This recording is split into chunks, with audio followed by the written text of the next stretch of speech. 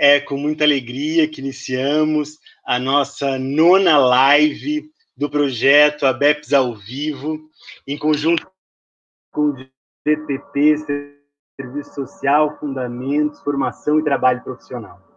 Né?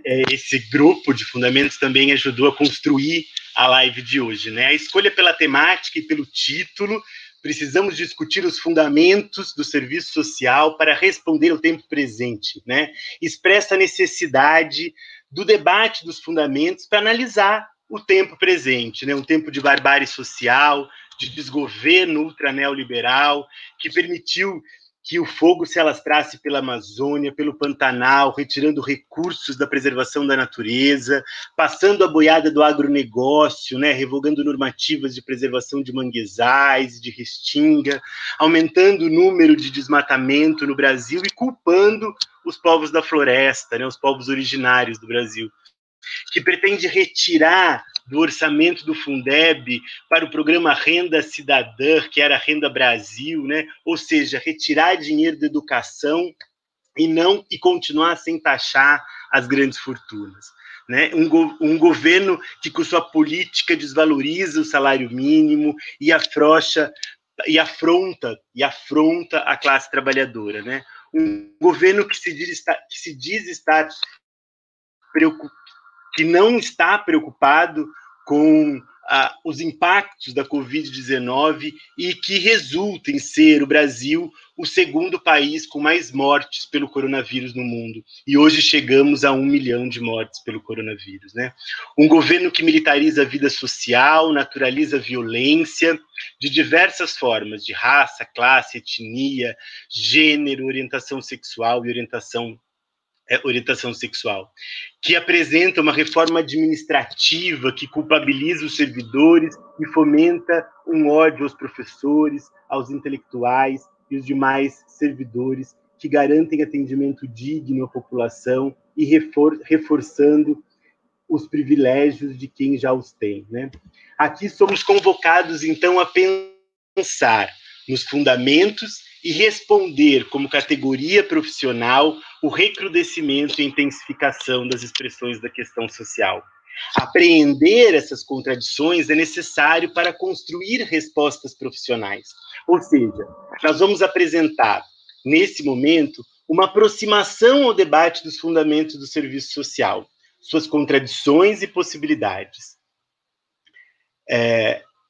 Entendendo por fundamentos os elementos que permitem apreender a realidade social, suas contradições e possibilidades, a profissão do serviço social nesse contexto, né? E a partir dessas apreensões permite ao assistente social construir projetos de trabalho, planos de intervenção e formas coletivas e individual. É aí que se assenta o debate dos fundamentos do serviço social.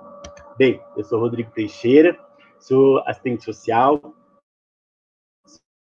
sou professor da UF, no campus de Rio das Ostras, faço parte do GTP, Serviço Social, Fundamentos, Formação e Trabalho Profissional, e agora eu gostaria, então, de chamar as nossas convidadas da live de hoje.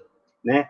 Queria convidar a Leila Benício, que é assistente social e coordenadora do Serviço Social do IMIP, Instituto de Medicina Integral, professor Fernando. Boa noite a todas e todos aqui presentes. Antes de mais nada, eu queria agradecer o convite para participar dessa live com uma mesa tão significativa, né, e com um tema, uma temática tão cara, né, nesses tempos. Então, vamos lá. Sobre a pergunta, né, que o professor Rodrigo me fez, o IMIP é o Instituto de Medicina Integral Professor Fernando Figueira. Ele é uma instituição filantrópica de alta complexidade da política de saúde de Pernambuco. Foi criada há 70 anos e ele, na verdade, iniciou bem pequenininha. Era uma instituição, na verdade, só de assistência à parte materno-infantil.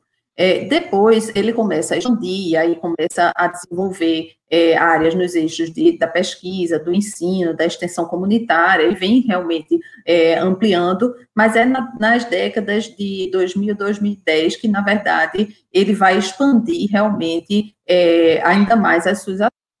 Então, atualmente, o IMIP, ele possui mais de 5 mil profissionais, na verdade,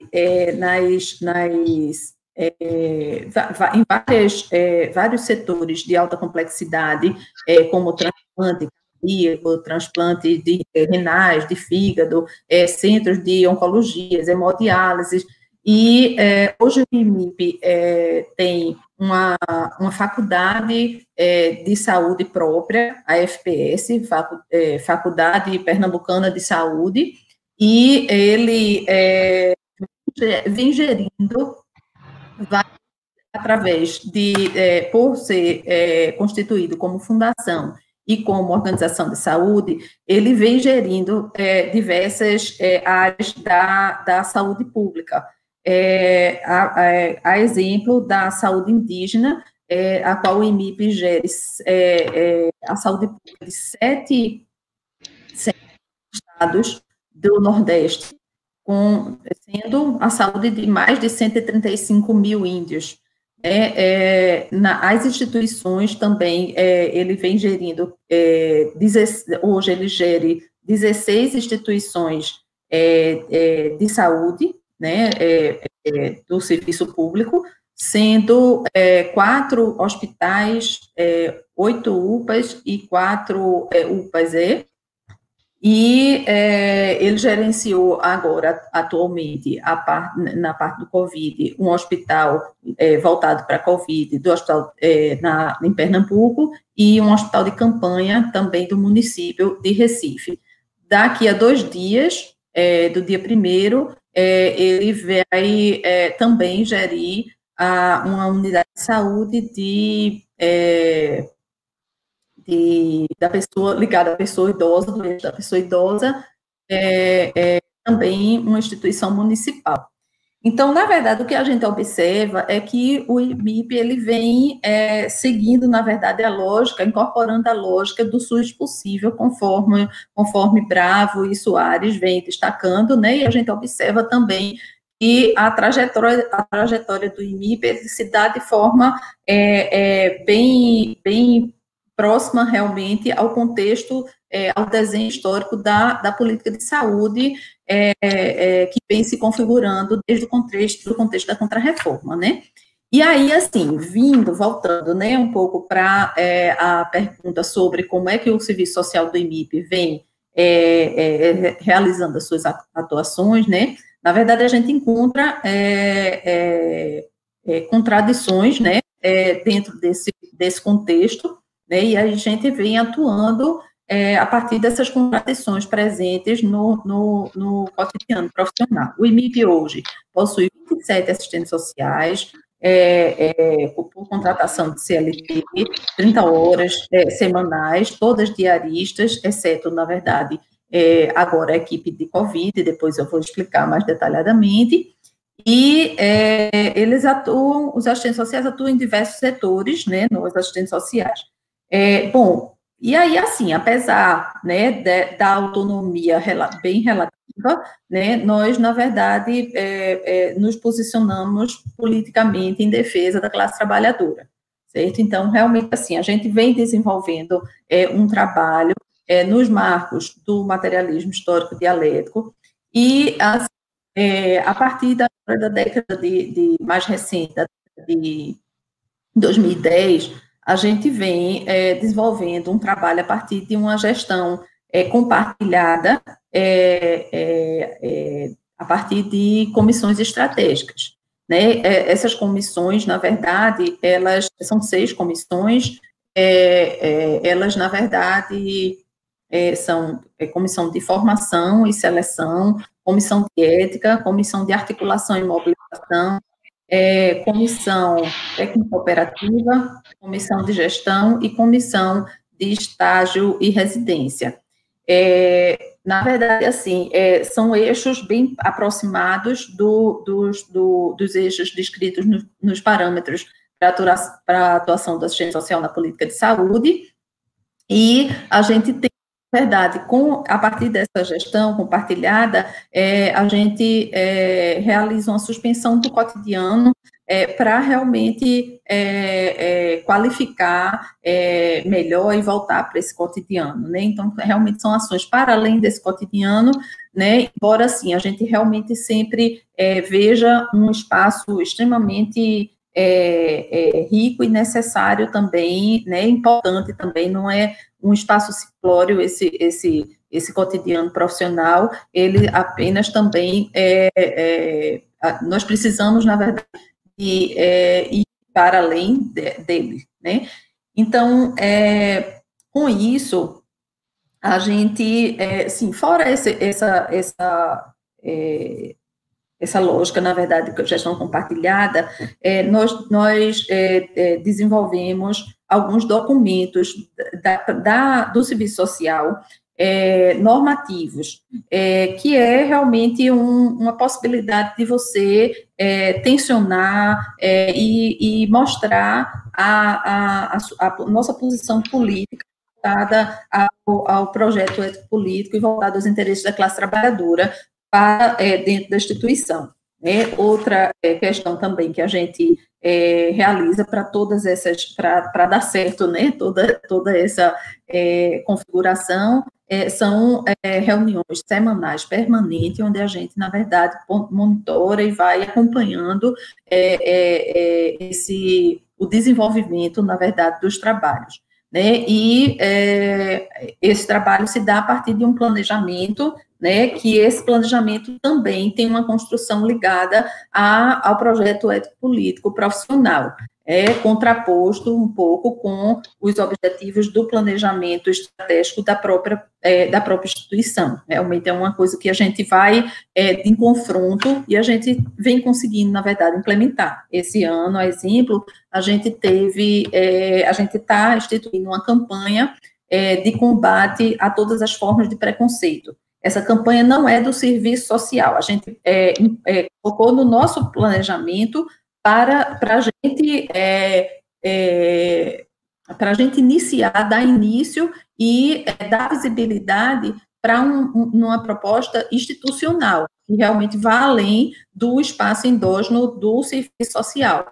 E eu acho que se constitui, na verdade, já um avanço, já um ganho político, somente a própria autorização, o próprio ok desse projeto, da aprovação dessa proposta de planejamento, né? Então, a gente vai traçando algumas estratégias, buscando realmente para a construção dessa luta pelo político. Mas a gente não realiza só ações só internamente, né? A gente, na verdade, percebe que nossa prática profissional, ela tem uma dimensão mais ampla e realmente acontece também fora dos muros da instituição. Eu participo da Comissão de Saúde do CRES, da Frente Pernambucana e Frente Nacional contra a Privatização da Saúde, e alguns profissionais têm assento em conselhos de direito na perspectiva através do CRES de Pernambuco, e participamos também de algumas mobilizações pela saúde e outras pautas amplas dos movimentos sociais ligadas à luta de classes.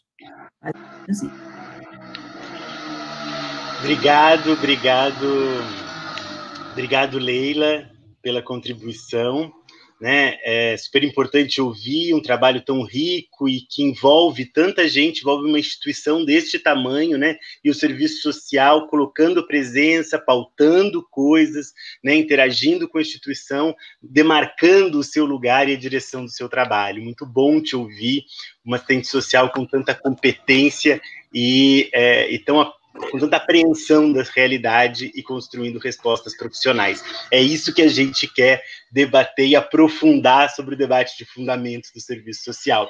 Temos aqui vários CREs do país, a presença de coordenadores de curso de vários cursos, de várias regionais, assistentes sociais do HC, da UFPE, que também estão presentes aqui, interagindo com a gente, o Núcleo de Assistentes Sociais de Juiz de Fora, o GTP de Ética e Direitos Humanos e outros GTPs também. Já eu falo dos núcleos de pesquisa, tem bastante gente. Mas para a gente seguir o debate, a partir dessa contribuição da Leila, eu queria perguntar a Carmelita, né? Carmelita, como é que a gente pode aprender, captar mesmo as categorias teóricas que nos ajudam a analisar a profissão, o trabalho profissional e as respostas do serviço social nesse contexto? Como é que a gente faz esse movimento?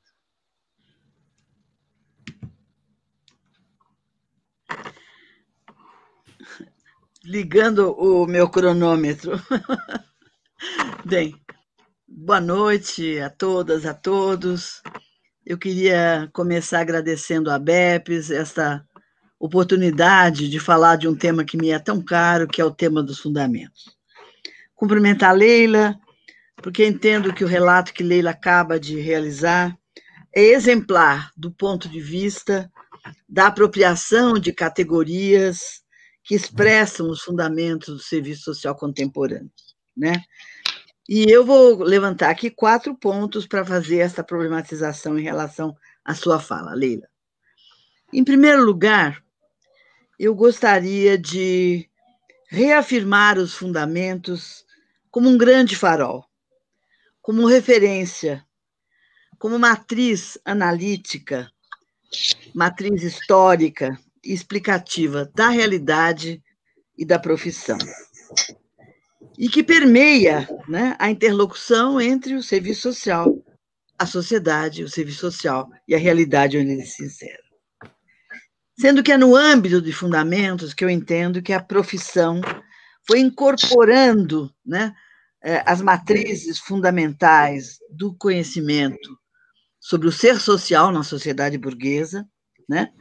Lembrando que esses fundamentos eles são bastante amplos e eles são constituídos por múltiplas dimensões, né? Históricas, teórico-metodológicas, políticas, éticas, operativas. E, na atualidade, esses fundamentos se expressam na abordagem histórico-crítica fundada pela teoria social de Marx e pela tradição marxista. Sabemos que a nossa história, que na nossa história, né, tivemos fundamentos de várias ordens, doutrinários, teóricos positivistas, e sabemos também que as marcas do conservadorismo nos perseguem, né? Por exemplo, esse espaço que Leila aponta, onde ela vem resistindo e avançando, é um espaço conservador, né? Sabemos do quanto esses espaços na saúde são conservadoras. E sabemos também que esse pensamento, ele penetra o modo capitalista de pensar, e especialmente a vida das classes e grupos subalternos, que incorporam, muitas vezes, em seus valores, posições, né, como deles, mas, na verdade, são contra eles. O segundo aspecto que eu gostaria de lembrar em relação às referências, né, é que eu gostaria de colocar, né, como uma referência exemplar desta abordagem marxiana, expressa pelo trabalho realizado em Yamamoto, por Yamamoto em 1982. Obviamente, temos muitas e muitas e muitas outras contribuições, né, e tijolos colocados nessa contribuição. Mas essa contribuição, sem dúvida, ela é matrizante, ela é fundamental, né? E ela afirma o caráter histórico e político da profissão, né? Eu acrescentaria o caráter histórico e político das políticas sociais, dos mecanismos que nós desenvolvemos para alcançar os objetivos dessas políticas.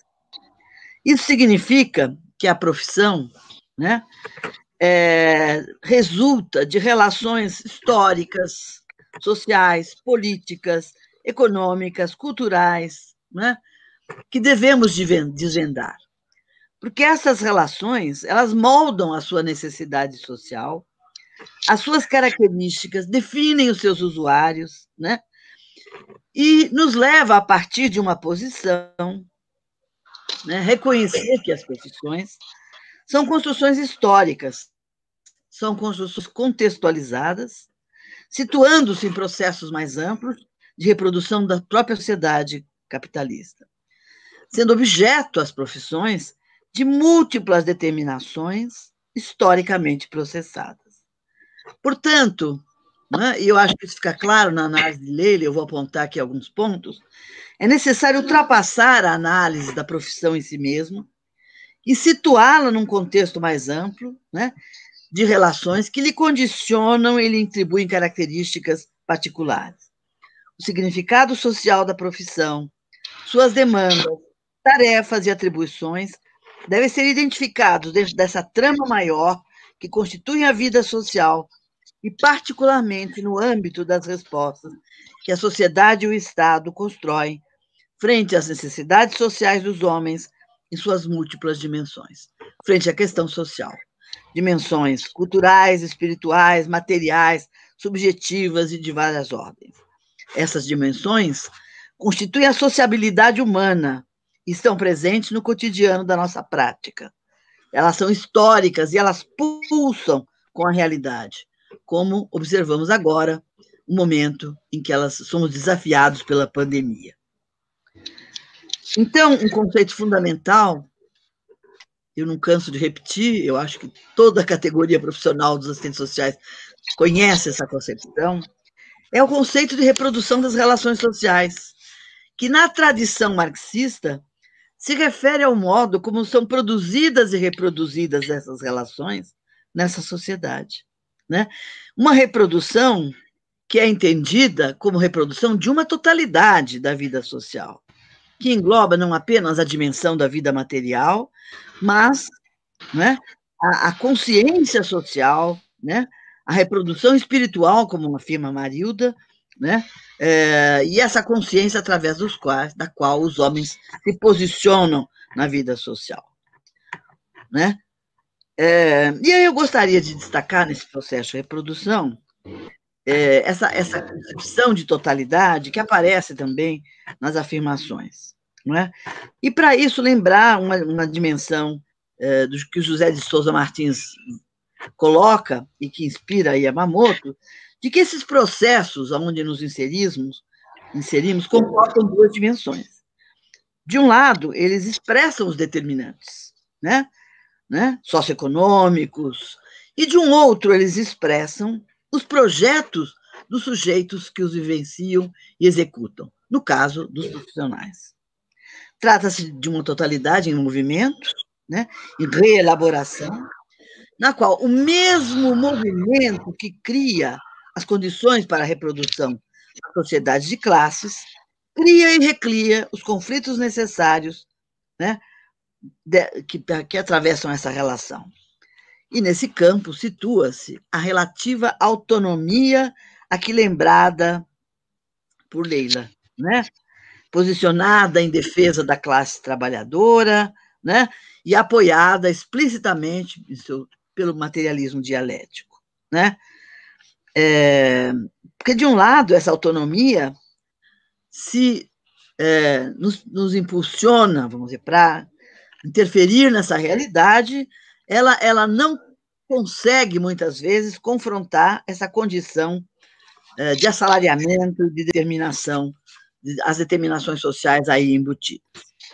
Um terceiro ponto que eu gostaria de destacar, né, articulado a esses dois primeiros, diz respeito à utilização das categorias do método que claramente aparecem na expressão, na exposição de Leila, né? A questão da perspectiva da totalidade, que mais de uma vez ela apontou, né? Para além do cotidiano, do miúdo, sem deixar de valorizar esse cotidiano. Por exemplo, a apreensão totalizante dos sujeitos com os quais ela trabalha, em suas condições mais amplas de vida, de família, moradia, né? Por exemplo, a inserção dos assistentes sociais e sua participação em espaços que ultrapassam o próprio âmbito institucional, como fóruns, como trabalho conjunto com outros profissionais, né? Afirma aí o caráter de contradição, né, desta participação mais ampla e no âmbito institucional e a inserção na luta de classes. Isso é claramente expresso no seu discurso. Um quarto aspecto que Leila se refere, né, diz respeito ao posicionamento crítico e ético-político de colocar-se na direção dos interesses da população com a qual ela trabalha. Né? Várias vezes ela apontou isso, né, ao falar da perspectiva do direito, dos ajustes, a orientação sobre os direitos, né, os documentos normativos que explicitam isso, o combate ao preconceito, né, como uma questão que ultrapassa o próprio serviço social, mas que o serviço social incorpora, né, como parte de suas ações, a gestão compartilhada, né, para além do cotidiano, você usou uma expressão da Heller, que eu aprecio muitíssimo, né, da suspensão desse cotidiano, né, para definir estratégias, para ir além desse cotidiano, sem deixar de valorizá-lo, né, no seu concreto que você explicitou tão bem. Foi isso, eu acho que eu consegui captar do que você colocou, Leila. Parabéns. Muito obrigado, Carmelita. Muito bom te ouvir, né? E a gente poder relacionar também o trabalho, a formação, as categorias teóricas, acionar as categorias teóricas que sustentam a nossa análise da realidade, da profissão, a partir do trabalho profissional. Esse é o objetivo que a gente quer dar essa live de hoje, né? Muita gente aqui no chat interagindo, né? Lembrando do professor Jorge Krug, agradecendo e parabenizando a homenagem, né? Acho isso muito importante. Gente dizendo que é uma live de importância histórica para o serviço social brasileiro. A Silvia Salazar colocou isso para a gente, né?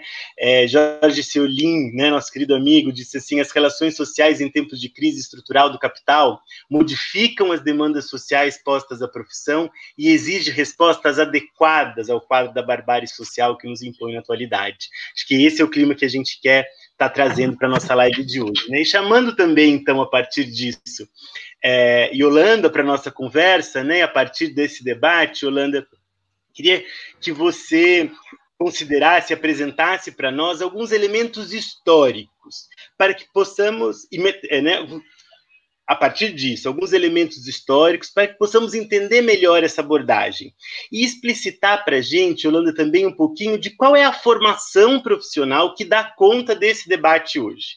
Vamos pegar esses elementos e trazer também a relação trabalho e formação aqui para a nossa live. Ok, boa noite, obrigada. Obrigada a todas as pessoas que nos acompanham. É uma alegria poder sair um pouco do meu isolamento e, de maneira ainda que virtual, estar conectada com vocês e participar de um projeto tão importante como é esse, né, da BEPS ao vivo. Quero também dizer da minha alegria de dividir um momento de reflexão com pessoas tão queridas, né, e tão competentes como o Rodrigo, Carmelita, Leila, enfim, né, é um privilégio. E eu quero iniciar, então, a minha fala, em nome da Leila, cumprimentar os e as assistentes sociais que, com seu trabalho, vem resistindo na linha de frente da Covid e em situações tão complexas e situações tão dramáticas. Eu quero dizer que eu tenho um profundo respeito pelas colegas e pelos colegas que estão aí enfrentando isso, maior admiração e mando um grande abraço com muita energia. Bom, eu estava aqui me deleitando, né, com as colocações de ambas, né, de Leila e Carmelita, e trazer uma reflexão que é essa que o Rodrigo nos coloca, né? Eu quero iniciar dizendo que o significado social da profissão, né, as particularidades do nosso trabalho, as demandas, as novas requisições socioprofissionais e políticas, o perfil de profissional e a formação que dá conta desse perfil só podem ser apreendidas a partir do exame dos fundamentos ontológicos da realidade. Ele que é a própria realidade que vai nos matizar, ela repõe determinações objetivas e subjetivas para a nossa profissão e nos exige responder às exigências teóricas, técnicas, políticas que são feitas a nós. Trata-se, portanto, de fundamentos ontológicos que correspondem ao modo de ser e de se reconstituir da própria realidade, né, na direção da sua manutenção ou da sua transformação. Então, é preciso, para isso, uma formação que dê conta das exigências postas pela realidade. No nosso caso, nós defendemos uma formação que enfrente as contradições da realidade, reforçando as suas forças transformadoras. De maneira muito breve, tentando responder o que o Rodrigo nos coloca, eu queria mencionar a formação dos anos 70, que era uma formação totalmente fragmentada, era uma formação baseada nos processos, caso, grupo, comunidade, e se fundamentava numa concepção de homem e mundo que era proveniente do newtonismo e numa forma de apreensão da realidade a partir dos processos empíricos, sem transcendê-los, né? Então, ela se limitava à empiria e, da mesma maneira, não transcendia a aparência. Aquilo que a professora Marilda Yamamoto chamou de arranjo teórico doutrinário. Nesse período, nós tínhamos um projeto hegemônico, né, à época, que visava qualificar o profissional de modo que ele pudesse atender às finalidades de um determinado projeto de país, projeto de América Latina, e eu estou me referindo ao projeto desenvolvimentista. Mas pela própria complexidade dos processos sociais, essa formação se mostrou anacrônica, sem qualquer efetividade. Ao final dos anos 70, esse profissional já não atendia mais às finalidades sequer daquele projeto modernizador. E, mais uma vez, as contradições da realidade desafiam a profissão. Ao mesmo tempo, estava em curso um movimento de crítica aos fundamentos conservadores que orientavam a profissão. Eu estou me referindo ao movimento de reconceitualização latino-americano, que esteve vigente por aproximadamente entre os anos de 1965 e 1975. Esse foi um amplo, plural movimento, com particularidades regionais, mas ele constituiu efetivamente uma tendência crítica na profissão. Ele permite construir no continente os germes do chamado trabalho social crítico. No Brasil, esse processo de renovação é extremamente profícuo. Eu não tenho o menor tempo de indicar todos os seus ganhos, mas eu quero mencionar, sobretudo, um que eu acho que é um dos maiores ganhos, que foi a revisão curricular aprovada na Convenção de Habeas de 79, e que é um currículo que faz uma inflexão, né? Uma inflexão significativa, pois ele passa a se centrar em 3 eixos: história, teoria e método. Esse currículo já fala em fundamentos, porém não os tem na sua centralidade. Foi aí que nós nos aproximamos disso que Carmelita coloca com muita propriedade, da teoria social de Marx. Foi, sem dúvida, a nossa apropriação da concepção materialista crítico-dialética que nos permitiu, mas também vem nos permitindo, esse avanço e essa construção rica, coletiva, baseada numa rigorosa leitura de Marx e nos clássicos do marxismo, e baseada também em pesquisas rigorosas. Pouco mais de 10 anos depois, nós temos uma elaboração muito mais adensada, muito mais robusta, que supera dialeticamente, ou seja, supera conservando alguns elementos do currículo de 82. Portanto, em meados da década de 90, nós aprovamos as diretrizes curriculares. Bem, as diretrizes curriculares, embora tenham sido formuladas na década de 90, num contexto de supressão dos currículos mínimos, que foram substituídos em todas as áreas por diretrizes curriculares sob a ótica da flexibilização das formações disciplinares e também sob a ótica da pedagogia das competências, embora isso tenha acontecido, nossas diretrizes não são datadas e sequer carregam os fundamentos daquelas formulações. Por que isso? Porque ocorre que, quando a requisição nos chega, nós já havíamos acumulado um amplo e rigoroso debate sobre formação profissional.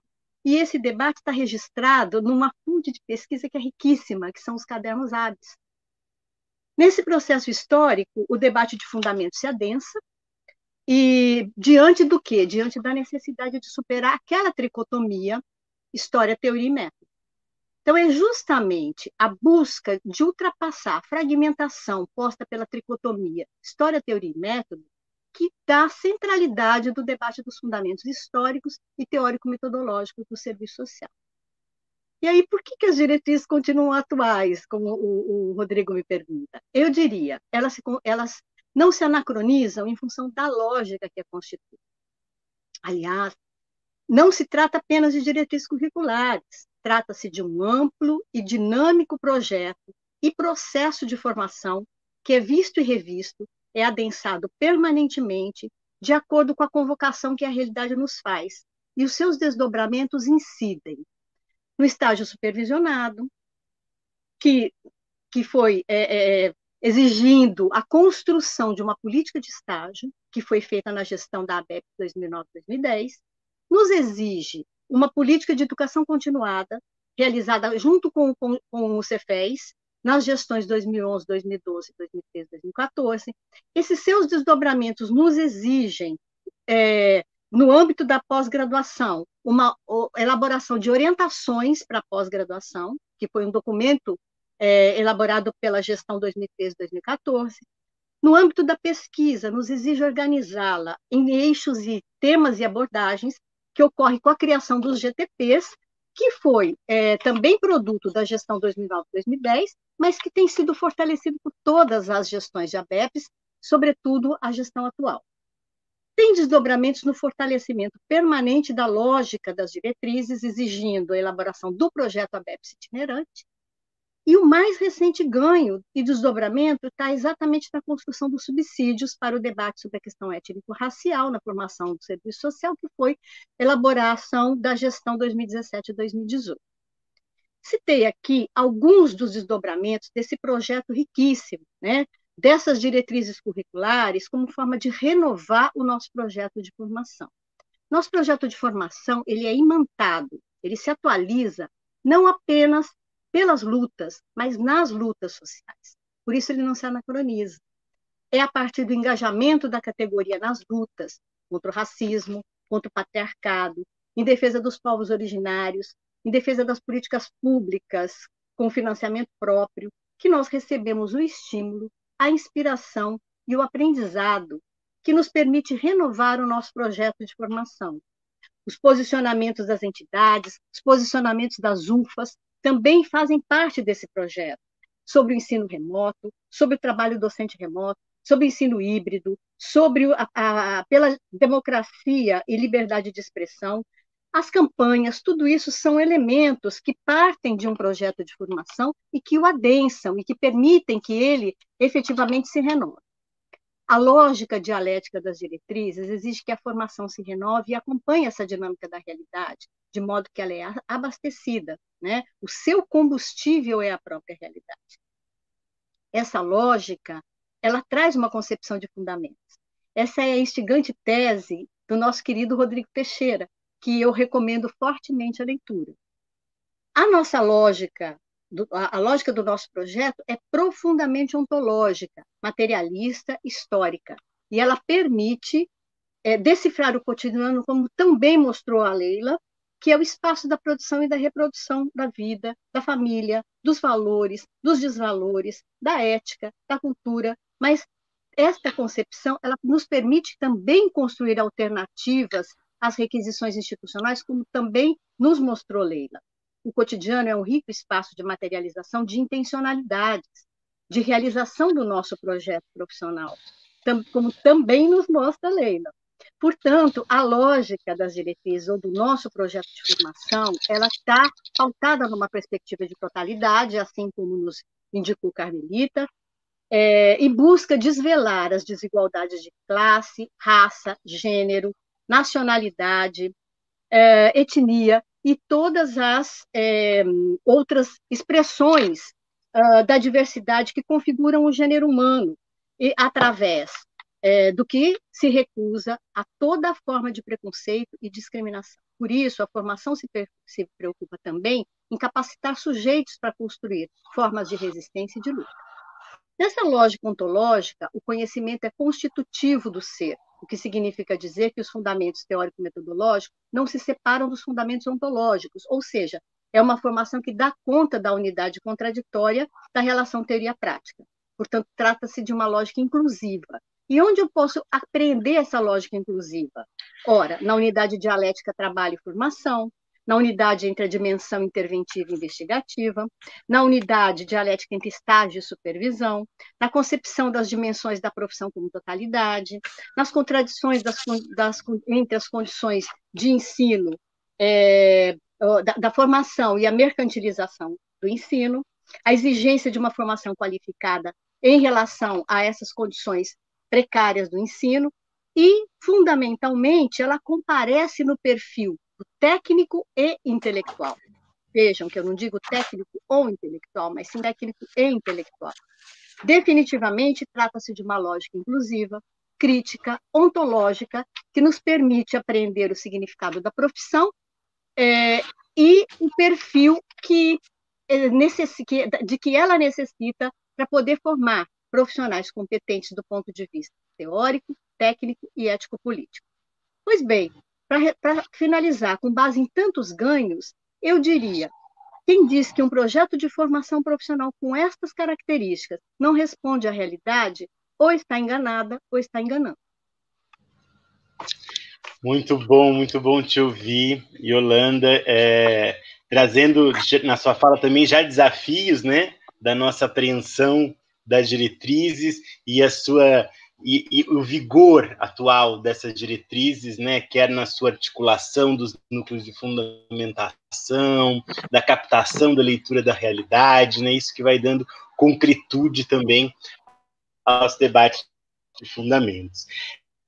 Eu queria só dizer também que nós tivemos um problema no Facebook, né? Então, já pedi desculpas, nós tivemos um problema para passar também, transmitir ao vivo no Facebook, mas nós seguimos pelo YouTube, então, interagindo com as pessoas, estamos tendo uma boa participação, né? Mais de 600 pessoas ao mesmo tempo assistindo com a gente, né? Que é muito legal, e muitas frentes, né? Muitos grupos, coletivos, CRES, grupos de estudo e pesquisa, enfim. Mas agora, nós vamos convidar mais assistentes sociais para participar aqui desse nosso encontro, né? Nós somos muitos, nós somos muitas, nós somos muitos, né, espalhados pelo Brasil, que colocaram o medo de lado e não abandonaram, né? Transformaram em luta, em defesa de direitos e seguiram na linha de frente do atendimento à população com a Covid-19, né? Então, nesse momento, a gente queria fazer uma homenagem aos trabalhadores e trabalhadoras que estão na linha de frente do Covid, esses profissionais, assistentes sociais, o nosso muito obrigado e a nossa homenagem. Nós vamos ouvir agora como os diferentes profissionais enfrentam a Covid-19 em seus espaços socioocupacionais. Aqui enfrentamos a Covid-19 fortalecendo o movimento social das pessoas com deficiência em prol de melhores condições de acessibilidade, de modo que as políticas sociais sejam inclusivas também para esse público.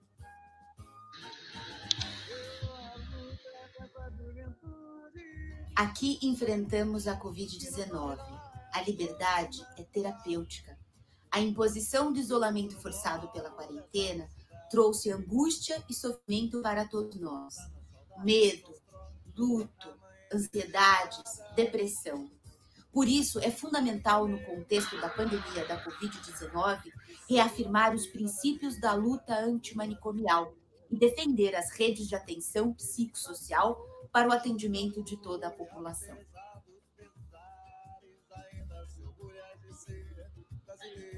Aqui enfrentamos o Covid-19 atendendo a população em situação de rua e trabalhando para que seus direitos sejam assegurados. Durante a pandemia, as contradições dessa cidade se localizaram principalmente em cima da população em situação de rua da cidade de São Paulo, e contraditoriamente a cidade mais rica da América Latina.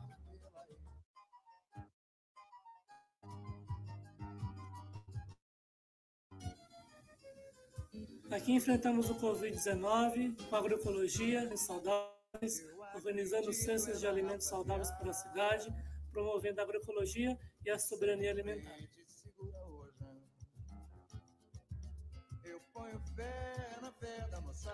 Aqui enfrentamos a Covid-19 e o racismo institucional na saúde.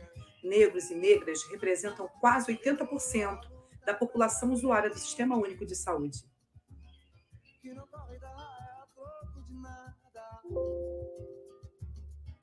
Aqui enfrentamos a Covid-19, seja no apoio aos movimentos LGBTs, ou seja no apoio aos profissionais do sexo, travestis e transexuais, que necessitaram de cesta básica e de orientações para o acesso ao auxílio emergencial que foram negadas.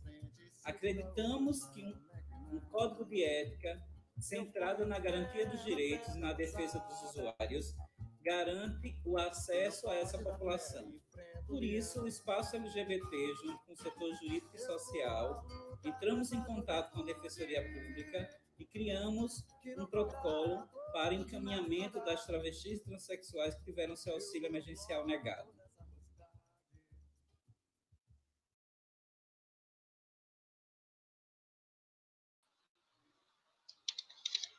Muito bom ouvir tantos companheiros trazendo seus depoimentos, né? Esse vídeo, ele tinha um pouco essa temática, não vai ser o único, nós teremos um segundo momento com mais assistentes sociais dizendo para a gente como enfrentam a Covid-19 em seu espaço. Depois nós vamos também deixar esse vídeo nas redes sociais da BEPS, né? Acho que para mim ficou um pouco baixo o volume, acho que isso a gente pode depois melhorar para colocar no ar. Temos também que fazer alguns ajustes, porque foram muitos os trabalhos para essa live acontecer, mas a gente está aqui firme, enfrentando a Covid, fazendo live e nos dedicando a essa nova maneira de dialogar com todas e todos e todes nessas plataformas digitais. Nós gostaríamos de agradecer o nosso companheiro Lívio Brandão, que é assistente social, fotógrafo, né, um artista multimídias que realizou a edição do vídeo para a gente, né?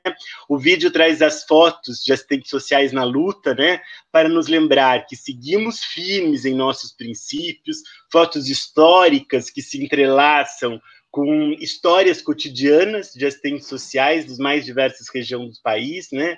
A luta pelas 30 fotos lá da nossa luta pelas 30 horas, nas nossas manifestações dos CBAs de 2016, 2019, 2013, né? As fotos foram retiradas dos sites do Cefes e da BEPS, né? E vamos ter mais vídeos ainda aqui no final também para a gente conhecer e ouvir como os assistentes sociais enfrentam a Covid-19 no seu dia a dia, né? Então, a gente está aqui seguindo o nosso debate, né?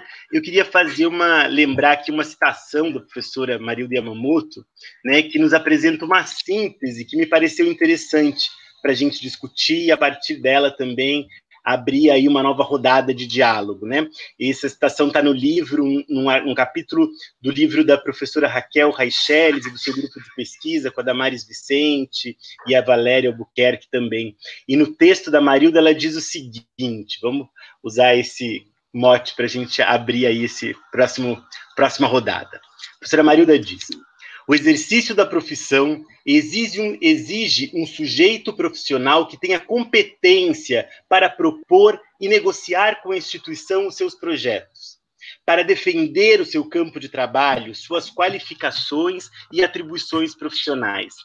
Requer ir além das rotinas institucionais para buscar apreender no movimento da realidade e na aproximação às forças vivas do nosso tempo, tendências e possibilidades aí presentes, passíveis de serem apropriadas pelo profissional e transformadas em projetos de trabalho profissional.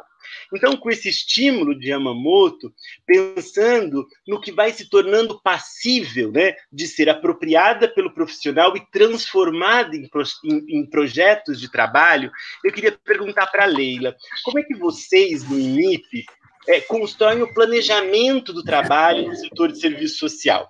E como que esse plano dialoga com as normativas do conjunto Cefes-CRES e com as demandas também dos movimentos sociais? Bom, eu acredito que o primeiro momento, nesse contexto da pandemia, foi de medo, de insegurança, né? Mas não aquele medo que paralisa, aquele medo que nos faz ir em frente.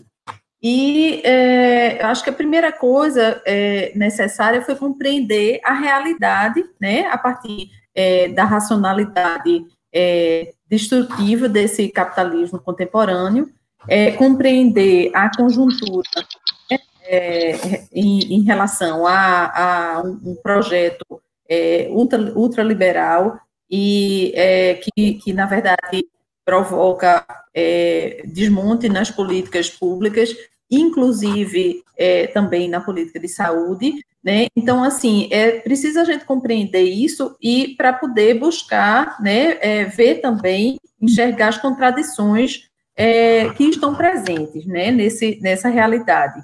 E aí eu acho que nessa esfera a gente percebeu que o SUS se constituía a grande peça fundamental no combate à Covid-19 aqui do país, né? Então, o próximo passo, na verdade, foi a gente sentar, fixar os pés no chão do que foi historicamente produzido pela nossa profissão, né? Buscar no nosso arcabouço teórico metodológico, as legislações, os documentos normativos do conjunto CEFRES-CRES e as nossas referências também, para poder a gente conseguir elaborar um projeto, um plano de intervenção capaz de intervir nessa realidade tão dura, né? Então, nós também buscamos uma série de ajudas, de apoio, também de articulações com outros sujeitos coletivos, né? Então, assim, eu destaco ainda, né, as orientações do conjunto CEFRES-CRES, né, em relação o não repasse de boletins clínicos de óbitos pela categoria de assistentes sociais, né? Destaco também as bandeiras da Frente Nacional contra a Privatização da Saúde, deu elementos para nortear também a nossa construção do plano, também o diálogo permanente com assistentes sociais de outras instituições de saúde, né, e aqui eu destaco os assistentes sociais do Hospital Universitário Oswaldo Cruz, que foi pioneiro lá em Pernambuco a receber os pacientes de Covid, e esse diálogo, na verdade, com as colegas, nos deram a possibilidade de uma antecipação de algumas demandas, de algumas questões que estavam vindo para eles, para que a gente, na verdade, qualificasse melhor o nosso plano, né? E também outros serviços, como do Hospital das Clínicas, da Universidade Federal de Pernambuco, um diálogo também com colegas da Universidade Federal de Pernambuco, né? E aí, assim, destacando o permanente diálogo, a interlocução com a professora Raquel Soares, que nesse momento, na verdade, construía também a elaboração do projeto de extensão, que depois foi também, veio a se constituir como um projeto fundamental nessa luta pela implementação de projetos do Serviço Social, né, em Pernambuco, e também o que foi construído pela equipe do Serviço Social do IMIP, que nada, na verdade, também a gente não vinha do zero. Eu trouxe isso para colocar um pouco o que realmente todo mundo se angustiava e muita gente colocava, e agora, como é que vai ser? A gente não tem nada para traçar aí um plano, para traçar um projeto. Não, nós tínhamos muitos elementos, né? Então, assim, realmente foi com uma base muito concreta que a gente, na verdade, partiu para construir o nosso plano de intervenção. Nosso plano de intervenção, ele se moldou em 4 linhas de ação.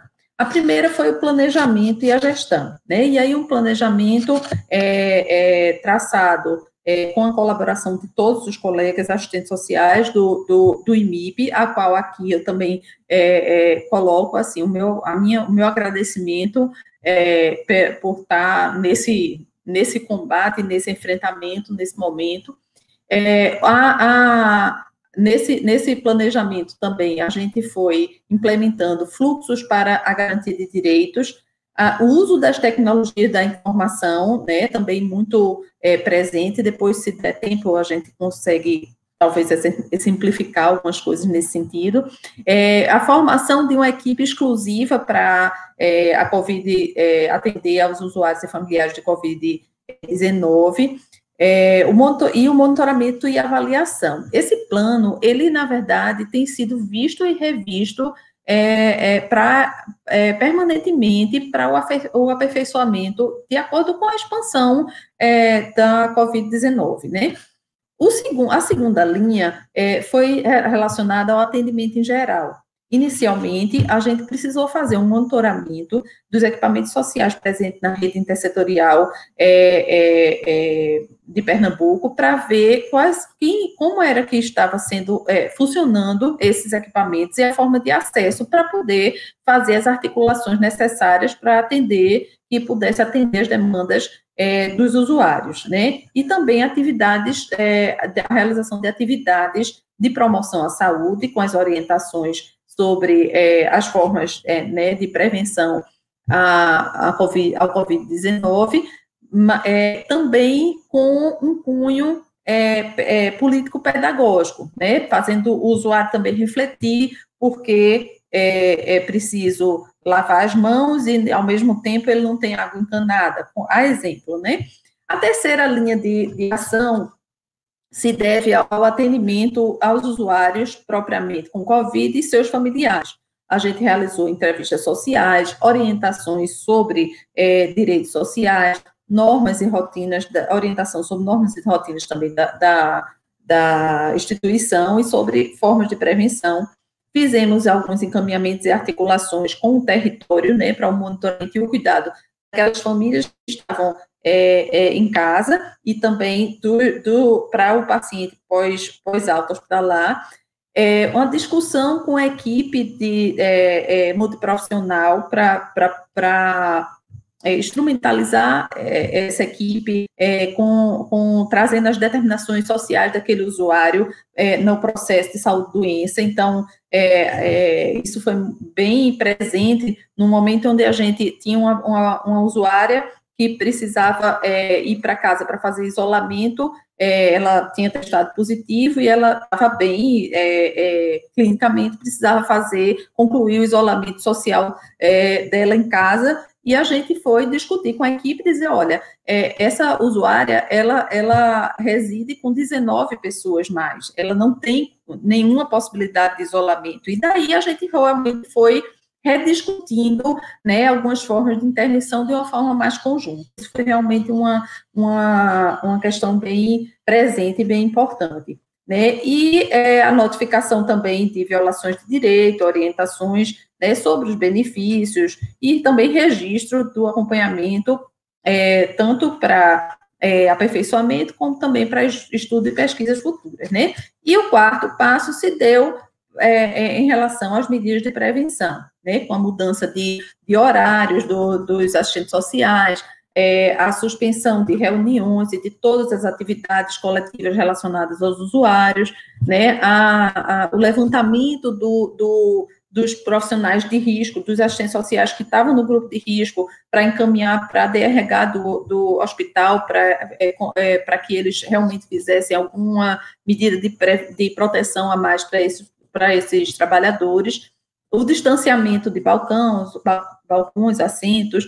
e EPIs apropriados, né, e prioridades no atendimento remoto, embora sempre que necessário existia intervenções diretas junto aos usuários, né. E aí, também, a gente teve uma articulação também com outros profissionais, né, e assim, quando eu falei lá no outro bloco, né, eu disse, talvez desse tempo, eu quero trazer aqui a implementação, né, e a divulgação de algumas bandeiras de luta que a Frente Nacional contra a Privatização da Saúde, né, colocou, e a gente trabalhou muito em cima dessas bandeiras, né, dessa defesa de EPIs e testes para a classe trabalhadora da saúde, testes em massa, a revogação da emenda constitucional 95, de congelamento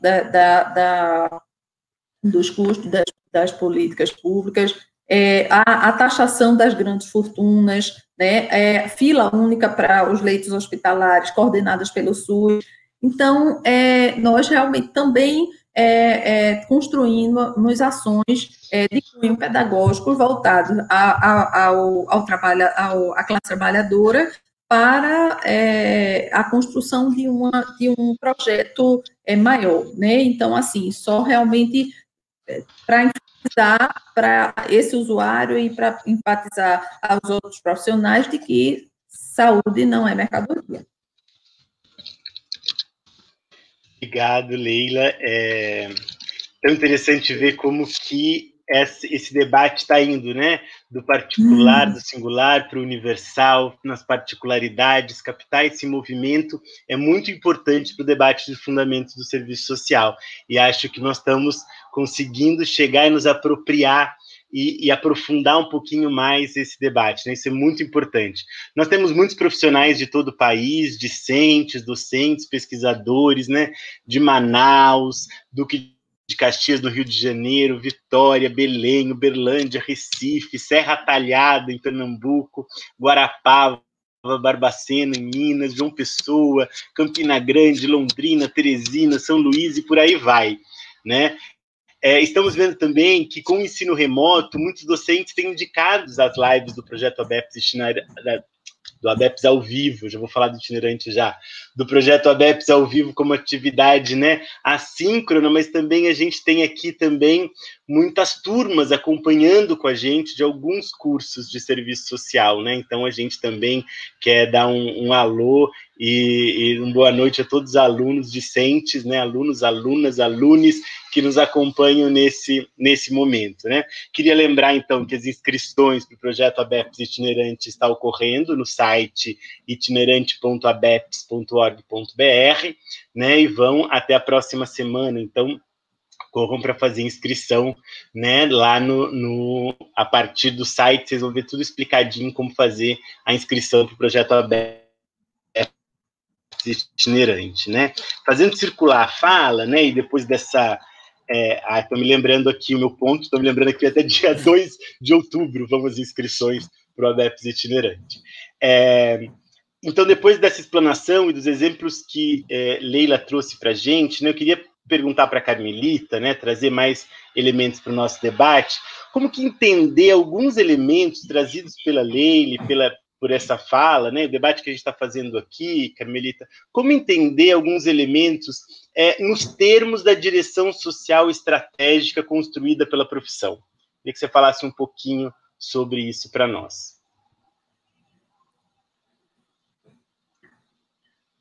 Só abrir o seu microfone. Está aberto já o seu microfone, querida.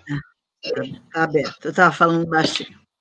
Eu gostaria de destacar alguns elementos sobre o significado dessa conquista de uma direção social estratégica, né? E eu, por acaso, encontrei uma reflexão que eu desenvolvi no 14º CBAS, em 2013, aliás, desculpem, né? Onde eu colocava a importância dessa direção. E quando eu terminei de ler, eu falei, bom, é isso. Quer dizer, já havia uma consciência dessa importância, não é?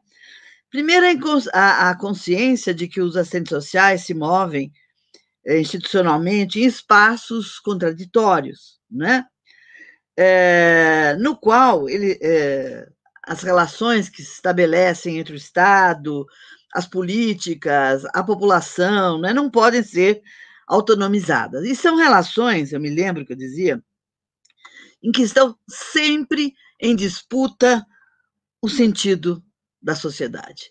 Quer dizer, né?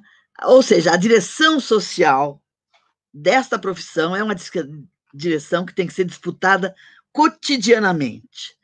E nessa disputa há sempre um conjunto de determinações, não é?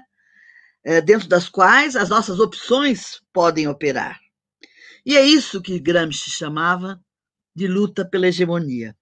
Então, eu localizei, né, essa construção, esse processo de disputa, dentro de um processo de construção da hegemonia dos interesses das classes com as quais nós trabalhamos.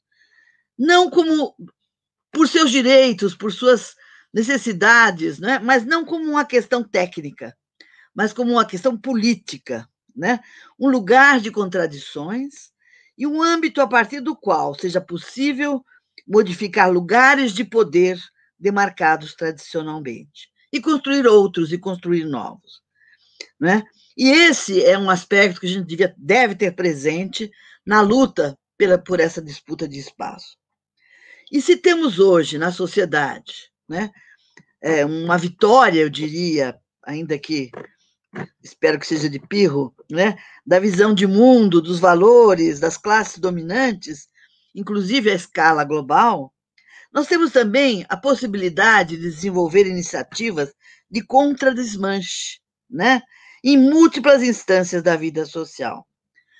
E lutar pelo direito e pela cidadania, não dentro da ordem, como resultado da conciliação de interesses inconciliáveis, em que usuários transformam-se apenas em cidadãos, como se desigualmente, se a falta de cidadania fosse, né, a razão da desigualdade. E essas atividades que nós cotidianamente desenvolvemos, né, à medida em que se colocam novos desafios, novas exigências, né, devem levar os assistentes sociais a redefinir as suas estratégias, como também foi apontado aqui nesse processo de planejamento que a Leila traz, né? Nesse movimento, né, a profissão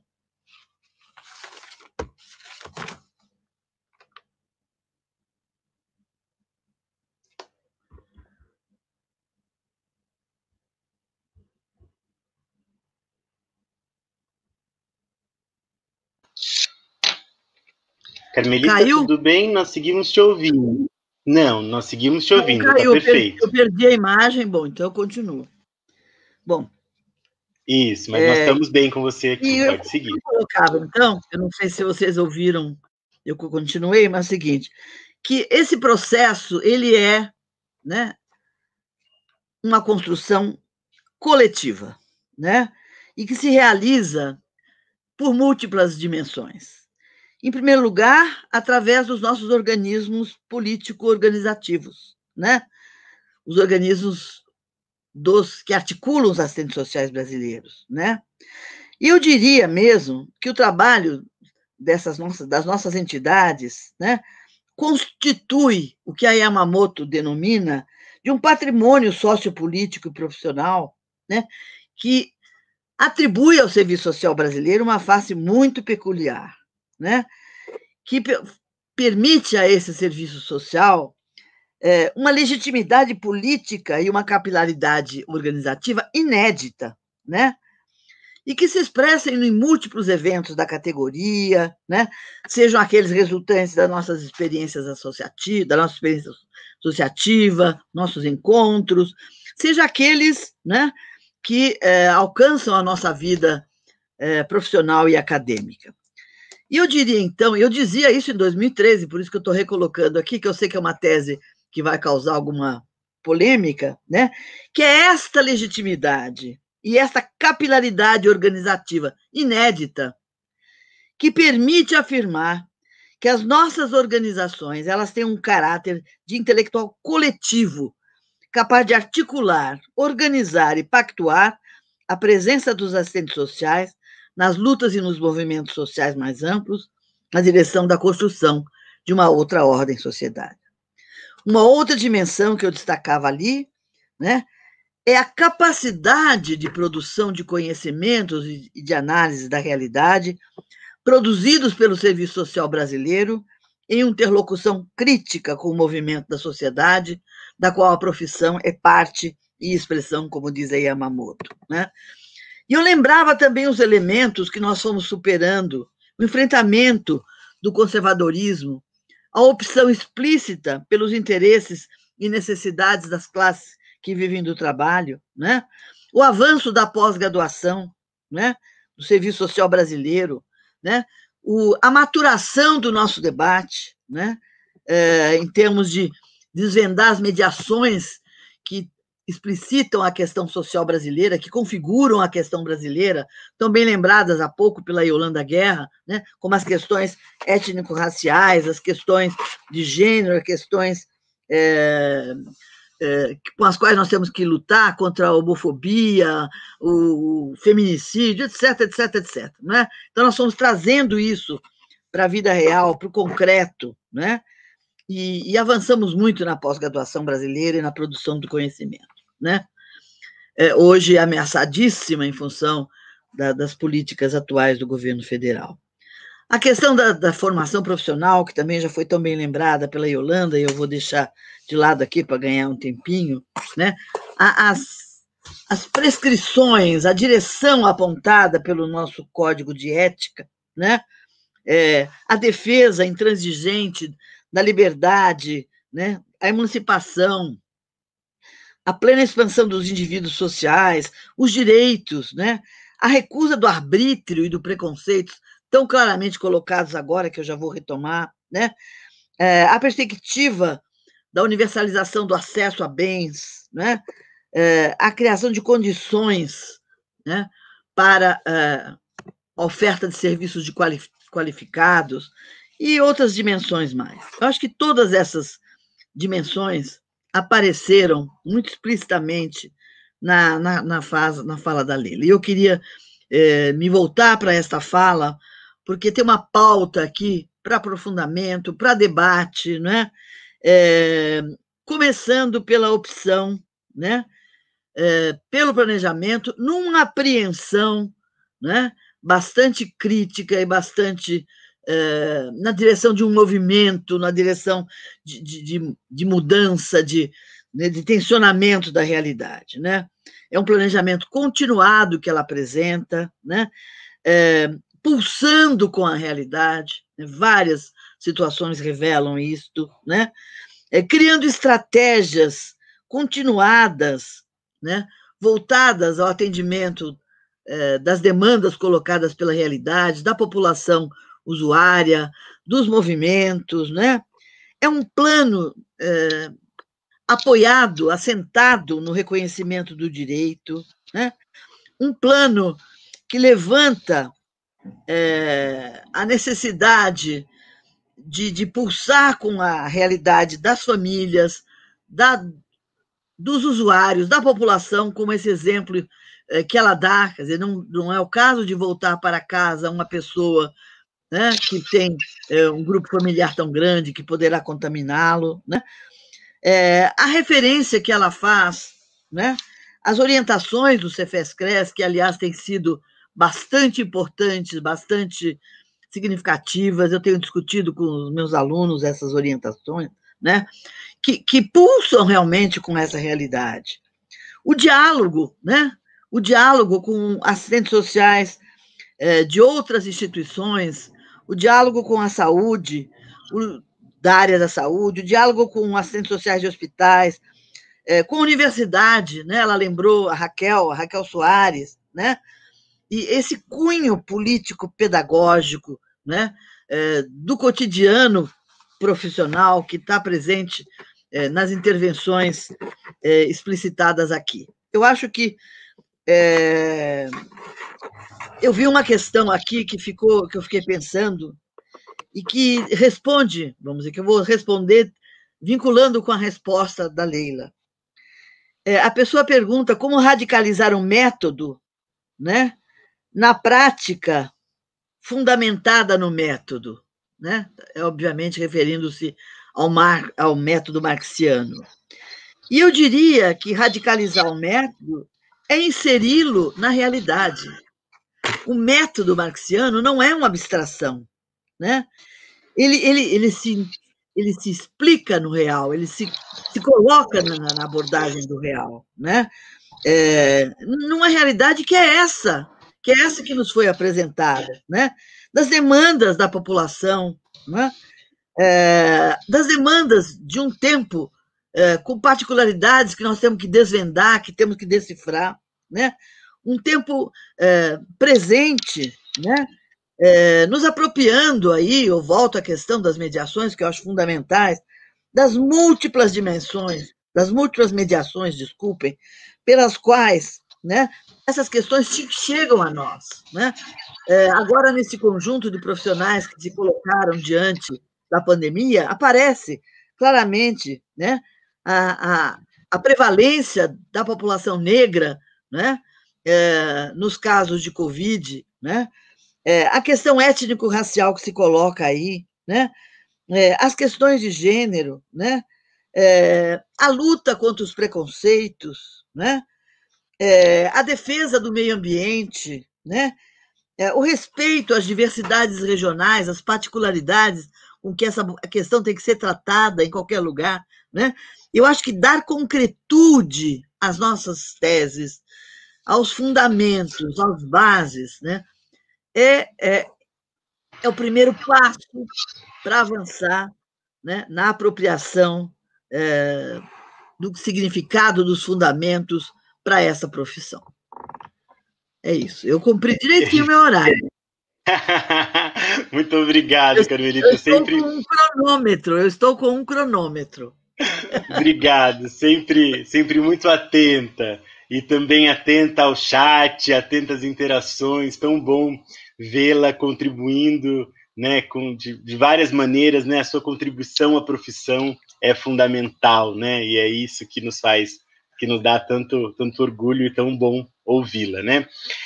Bem, a gente tem muitas questões que já estão acontecendo, nós estamos sistematizando para trazer mais adiante também, né? Queria dizer que temos muitos grupos de estudo, o NEFES, grupos de fundamentos da PUC Goiás, Trabalho e Sociabilidade da UFMT, o projeto de extensão, né, está presente aqui, que a Leila cogitou, e Carmelita também, né, da UFPE e do CRES Pernambuco, GPDUTS da UFPB, né, o Grupo de Estudos em Pesquisa e Violência Doméstica de São Paulo, Fórum, né, muito bom ver assistentes sociais se organizando nos fóruns, né, o Fórum em Defesa da Saúde, o Fórum Estadual do SUAS, do Estado de São Paulo, Fórum em Defesa da Qualidade da Formação e do Trabalho Profissional de Assistentes Sociais, né, a Frente de Trabalhadores do SUAS, né, tanta gente se organizando aqui com a gente. Queria dizer também que é importante, né, já que nós estamos falando dos movimentos, das lutas sociais, lembrar que amanhã é Dia Nacional de Luta, né, em defesa dos serviços públicos, não a reforma administrativa, né, então é importante a gente salientar isso também, importante o nosso envolvimento, né, ocorrerão atos tanto virtuais como presenciais, e que a gente possa se envolver como cada um segundo sua possibilidade, né, nesse nosso dia de luta. Mas, seguindo, eu queria trazer um pouquinho a Yolanda, eu vou fazer algumas perguntas, Yolanda, você me desculpe, mas para a gente fazer uma síntese aqui, né, perspectivas, né, tantas que a Leila trouxe, como as individuais, ou seja, eu, assistente social, trabalhando num projeto, ou eu com vários assistentes sociais de uma maneira mais coletiva, é isso que nós estamos colocando aqui, né? Como articular essas ações no embate da luta de classes? Por que relacionar as minhas ações cotidianas às lutas maiores da classe é importante para o trabalho e para a formação profissional, né? E por que essas reflexões é importante para o debate sobre os fundamentos do serviço social? Acho que aí, eu sei que são 3, mas você vai conseguir fazer uma boa síntese para a gente. Só abrir o seu microfone, querida. Isso, perfeito. Opa. É representativa de tudo isso que você falou, né? Exatamente isso. De como articular as lutas individuais e coletivas no trabalho profissional. Por quê? Porque, na realidade, as lutas são e estão articuladas com o nosso projeto ético-político, né? E, na verdade, esse projeto expressa essas lutas, do mesmo modo que as lutas estão articuladas entre si. O que ocorre é que nem sempre a gente trabalha com uma racionalidade, né, que nos permite perceber, através de que mediações as lutas sociais se conectam entre si e como elas se conectam com as lutas da própria categoria e com a nossa luta cotidiana. Então, é preciso identificar isso no nosso cotidiano. E a nossa condição, por exemplo, de mulher trabalhadora, assalariada, na nossa condição de classe trabalhadora, ela se vincula e ela nos vincula organicamente a essas lutas. Então, é a nossa condição ontológica, né? Trata-se, portanto, não de estabelecer uma relação, né, uma empatia com a classe trabalhadora, né? Isso é uma relação externa. Trata-se de uma identidade de classe, né? É uma condição ontológica do nosso projeto. O nosso projeto expressa essa condição ontológica de relação entre as lutas sociais. E aí, nesse sentido, é justamente os fundamentos ético-políticos do projeto, né, e a fundamentação teórica de Marx que nos faz observar e perceber essa relação daquilo que eu realizo no meu cotidiano com as questões mais amplas. E a fala da Leila mostra também, né, o que significa uma formação, que eu achei fundamental, como um processo permanente de aprendizagem a partir da reflexão que a gente faz sobre o trabalho. Então, refletir sobre o trabalho é isso, né? É um processo de aprendizagem. E como esse trabalho vai nos possibilitar identificar a nossa condição de classe. Ou seja, aqui tem duas ideias que eu quero chamar atenção, né? Primeira ideia, a gente aprende refletindo sobre o que fazemos. Segundo, a gente se forja como classe no enfrentamento das condições de vida e de trabalho. E aí é que a gente tem que também adquirir, né, através de muitas mediações, a consciência de classe. O que eu quero dizer é que, diante da exploração do nosso trabalho, da precarização, da insegurança, do medo, como bem colocou a Leila, né, do assédio, diante da falta de autonomia, né, essa autonomia relativa que a Leila fala, das condições éticas e técnicas precárias que nós vivemos, da ausência de condições de manter o sigilo, né, da falta de recursos físicos, materiais, de EPI, por exemplo, é aí que a gente vai se percebendo como classe, né? É aí que a gente vai tomando partido. E é essa questão, a meu ver, super importante que está na fala da Leila. Esse projeto exige que a gente tome partido. Né? Também na fala de Carmelita, quando ela cita Gramsci, adotar posturas coerentes com ele. E Marx nos alerta, não basta ser classe trabalhadora, é preciso ter consciência, é preciso ter identidade de classe, é preciso ter unidade de classe, é preciso se organizar como tal. E aí a sua fala, né, de amanhã, né, da nossa necessidade de estar nas lutas amanhã é fundamental. É essa organização que adquire várias formas, que as mais tradicionais são os partidos, os movimentos sociais, mas há novas formas, né? Formas mais contemporâneas, como, por exemplo, os coletivos, como, por exemplo, as redes, a exemplo da rede lançada ontem, né? Sobre a luta pelo direito de decidir, pelo aborto e seguro e gratuito. Então, é isso, né? Nós estamos nesse processo, né? Estando na realidade, a gente está enfrentando essa realidade e as lutas sociais têm que nos inspirar e, de fato, nos convoca.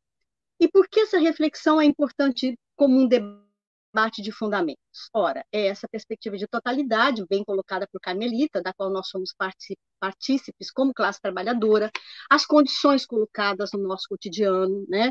A luta de classes, as mediações que nos conectam como classe e como profissão, é que devem ser exploradas em todos os seus componentes, que deve aparecer nos componentes curriculares. Então, a formação tem que dar conta disso.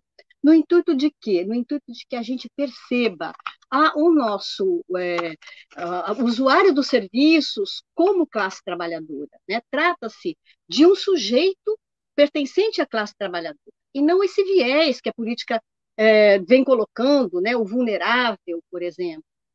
E se no âmbito do nosso trabalho nós enfrentamos as expressões da questão social como um resultado dos antagonismos entre capital e trabalho, reconhecer os usuários dos serviços e das políticas como sujeito de classe indica uma orientação teórica do nosso projeto, né? E isso faz toda a diferença na hora de elaborar um plano, como Leila falou. Se eu o vejo como, né, trabalhador e nos identificamos como tal, na hora de elaborar um projeto, de construir estratégias, de buscar instrumentos, técnicas, é completamente diferente o trabalho que eu realizo. Mas é também preciso reconhecer o estudante, né, com quem nós também trabalhamos como classe. E isso muda tudo, né? Sem dúvida, esse reconhecimento impacta, inclusive, a nossa relação que estabelecemos com eles, as estratégias didático-pedagógicas que nós desenvolvemos. Então, eu queria também mencionar duas lutas que eu entendo que devem atravessar a nossa formação profissional, né? Elas devem ser transversal à formação. É a luta contra a ditadura, né? Que ela tem uma dimensão humano-genérica. O que nós vimos hoje, esse vídeo lindo, essa homenagem linda, né, ao professor Krug, ele mostra o quê? Ele mostra que, embora, né, que a gente se conecta com uma geração de assistentes sociais que, teoricamente, poderíamos até ter alguma divergência, mas nós temos que reconhecer o papel dessa geração, que teve na história um papel fundamental, né? E que a linda homenagem aí apresentou. E a segunda luta, que eu penso que tem que atravessar a formação, é a luta de defesa pelas políticas sociais e setoriais, a saúde, educação, assistência, que é histórica nossa também, é uma luta antiga e ela atravessa a trajetória da profissão. Os instrumentos de luta são diferentes, mas a gente tem que conectar isso. Quais são os instrumentos de luta que nós estamos nos utilizando, né? No trabalho, né, essa luta está presente, como a Leila colocou, na nossa participação nos fóruns, né, em defesa da saúde, em defesa de várias políticas e em várias formas de luta. Eu citei os fóruns, mas são vários, né? Na pesquisa e na produção de conhecimento, fica evidente, né, como essas lutas sociais, sindicais, estudantis se apresentam. Talvez a particularidade da nossa pesquisa seja exatamente essa, né? Ela sempre aponta para a necessária articulação com as lutas sociais. Veja, isso ficou evidente nas lives que nós assistimos, né? Todas elas trouxeram elementos de ações estratégicas das entidades, da categoria e dos movimentos sociais. Portanto, na formação e no trabalho, nosso desafio, né, é esse, é de identificar como é que tudo que se passa com a classe trabalhadora se passa conosco, né? Nada do que se passa com a classe trabalhadora é estranho a nós. Ao mesmo tempo, é preciso reconhecer as particularidades. Somos mulheres, mães, né?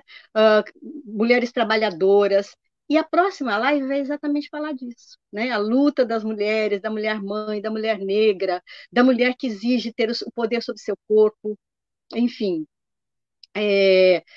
E isso, né, nos coloca, e ainda que se possa considerar as particularidades, todos nós lutamos por essas bandeiras. Portanto, a gente também tem a luta da população de rua, que é uma luta nossa, né, dos usuários de álcool e outras drogas, da criança e do adolescente em situação de rua, e situação de risco social, a segurança alimentar, enfim, são questões que nos afetam como indivíduos, como classes, como profissionais e como gênero humano.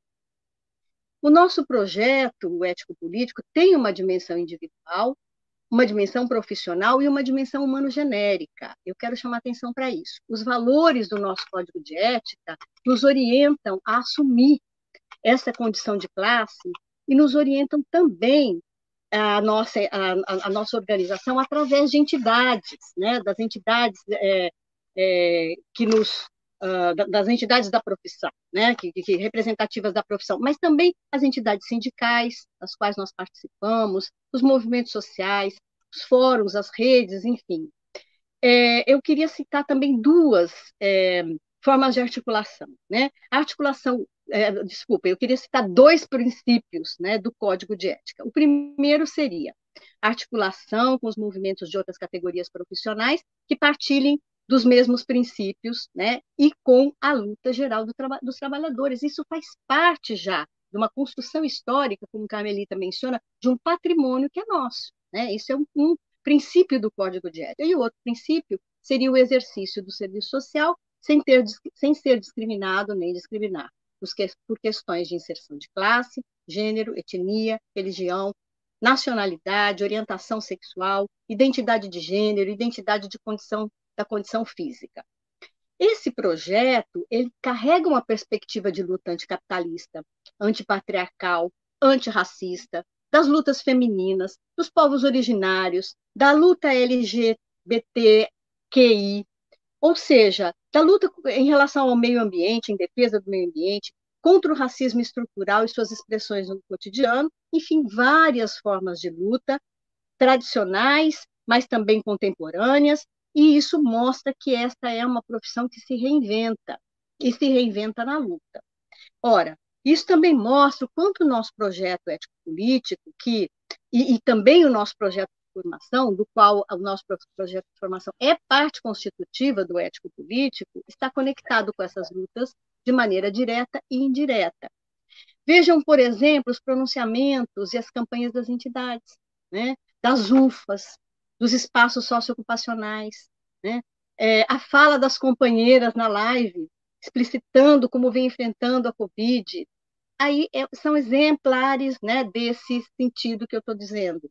Contudo, é preciso ficar atenta, porque a formação tem que contribuir com um perfil de profissional que incorpore essa dimensão das lutas e que incorpore essa dimensão humano-genérica.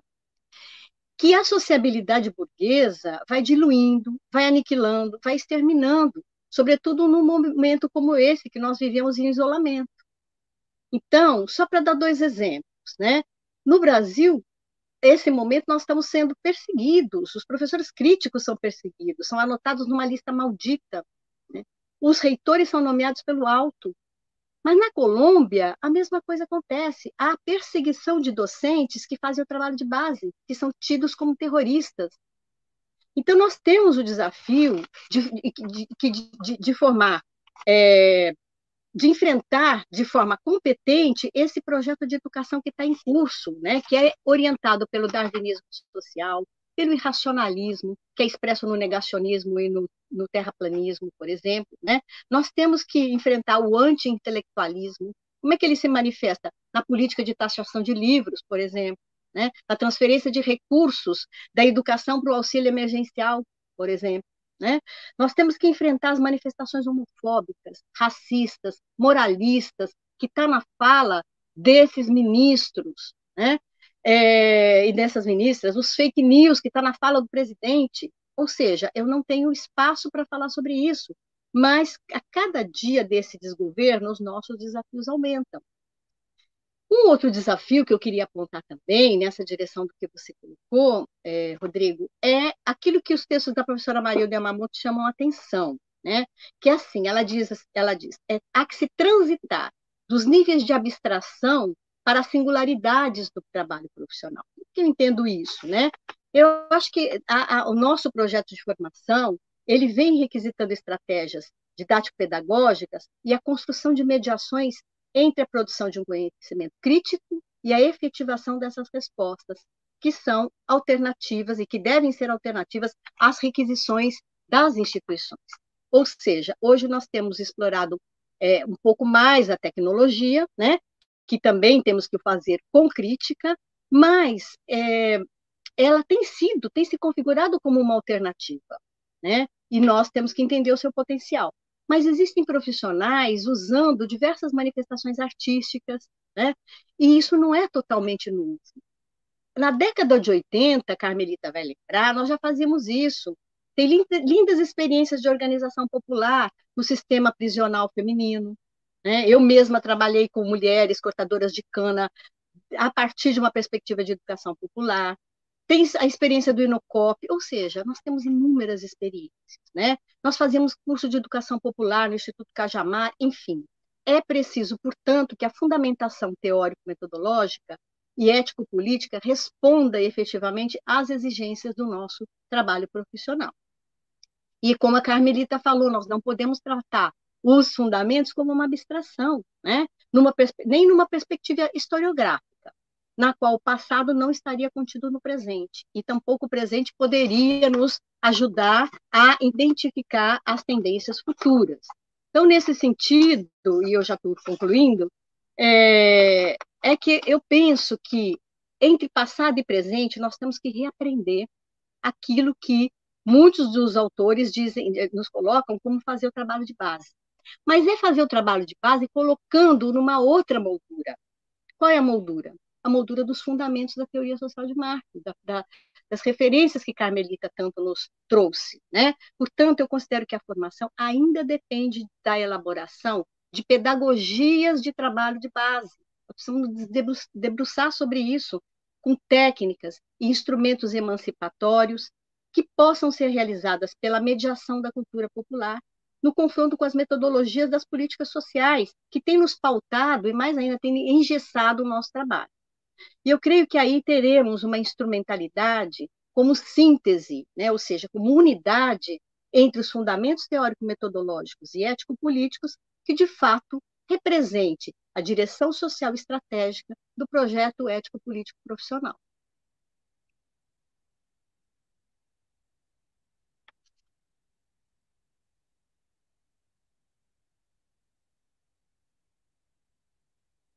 Microfone. Desculpa, estamos aqui ainda nessa atenção tecnológica.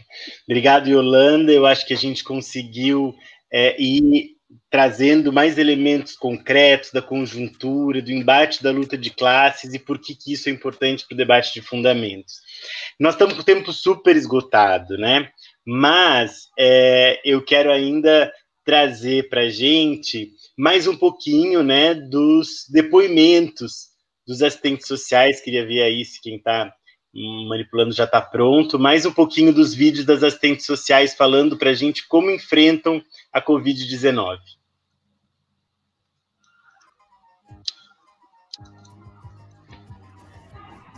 Enfrentamos a Covid-19 por compromisso profissional e organização política. Só venceremos a pandemia se derrotarmos as políticas genocidas do governo federal e defendermos o SUS.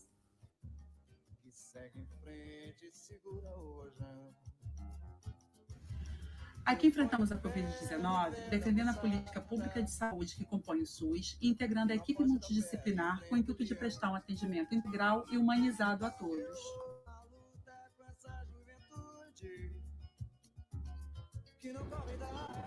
Aqui enfrentamos a Covid na linha de frente.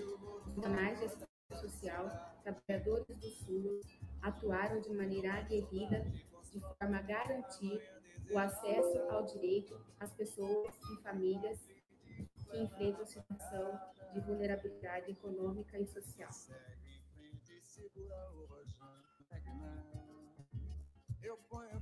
Aqui, enfrentamos a Covid-19 defendendo o caráter público e solidário da Previdência, sob a ótica dos direitos sociais da cidadania, contribuindo para viabilizar o acesso aos benefícios e serviços previdenciários, bem como garantir o atendimento das demandas e reivindicações da população. Aqui enfrentamos a Covid-19. Viemos dando acesso à saúde aos povos indígenas de toda a região, conferindo os direitos adquiridos, preservando as crenças e culturas indígenas, sempre pautado pelos princípios do nosso projeto ético-político.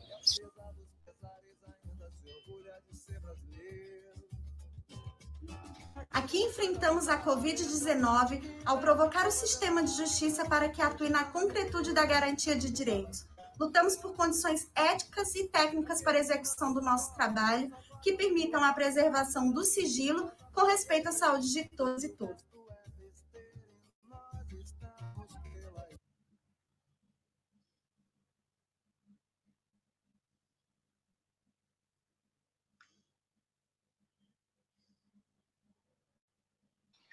Muito bom, emocionante ver as assistentes sociais e os assistentes sociais trazendo para a gente elementos de como enfrentam a Covid no cotidiano. Nós vamos depois colocar eles também nas redes sociais da BEPS.